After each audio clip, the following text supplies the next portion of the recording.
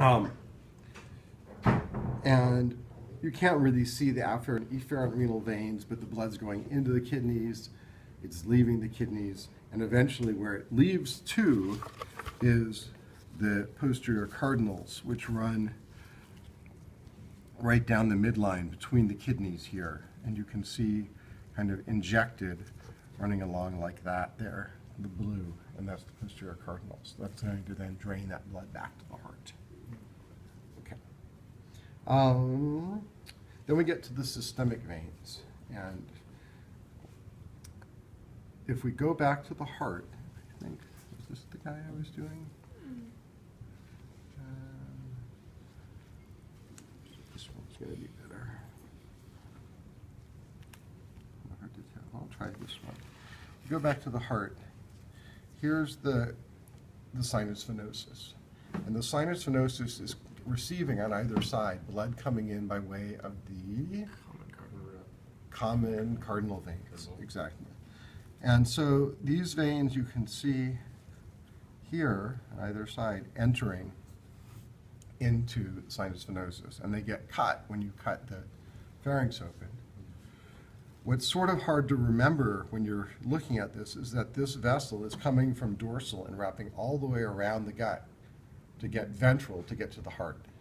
But that's what it's doing, and it's doing so by running through the transverse septum.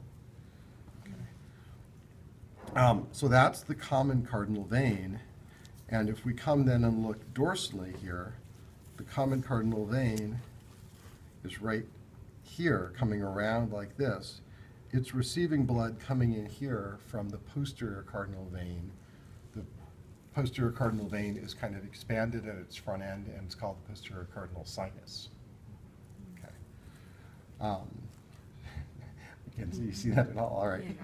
All right. So pushing it forward, you get to the anterior cardinal vein? So we're getting there. Okay, so that's the posterior cardinal vein. Anterior cardinal veins or sinuses we can find if we put a probe forward from here, like this. And that space that the probe is in is the anterior cardinal sinus. And if it's the same space that we saw previously where the dorsal and lateral interarcuals are, you can see where the probe is coming out here if I look dorsally.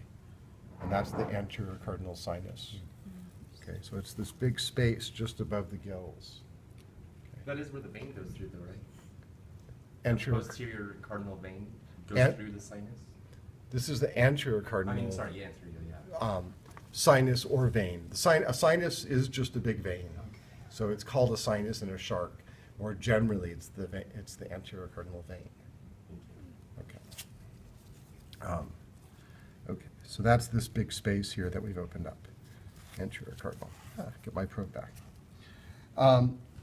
The other sinus that's also best seen just by probing for it is the inferior jugular. And the inferior jugular is in the musculature just dorsal to the heart.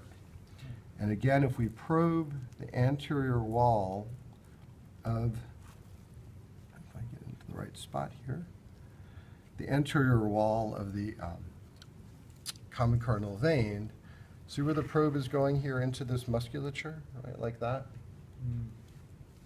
Not really? Right there? Okay. That's the inferior jugular vein coming back into the common cardinal. Oh, wow. Okay. And it's really hard to actually dissect this out, but it's very easy to probe for it in this region and find it. Okay. All right. The next veins you're going to like because they're super obvious and everybody loves them because they're super obvious. The lateral abdominal veins. So these big ones that run along the sides of the abdomen. Lateral abdominal veins. And I think it was this one.